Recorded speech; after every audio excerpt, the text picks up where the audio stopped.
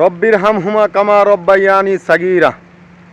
চুরি ছিনতাই আর অন্যের হক নষ্ট না করে যেই সকল বাবা মা কঠিন থেকে কঠিনতম পরিশ্রম করে তাদের সন্তানকে কইরেছে লালন পালন, ওই সকল বাবা মার প্রতি আমার অন্তরের অন্তরস্থল থেকে বাবা দিবসে বিনম্র শ্রদ্ধা।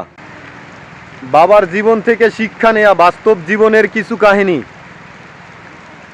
এই তো সেদিনের কথা চোখের সামনে ভাসছে আজও, ভুলতে পারিনি আমি আর ভুলবো না কোনো দিনই। বাবার বন্ধু বান্ধব অনেক ছিল, আত্মীয় স্বজন আর পাড়া প্রতিবেশীরাও কম না।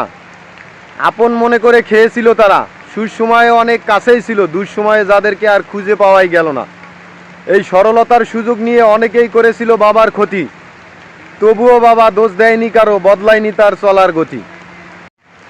বাবাই বলেছিল নিজের ক্ষতি হলেও করবি না তোরা অন্যের ক্ষতি, একদিন না একদিন আল্লাহ তোদের করবে উন্নতি।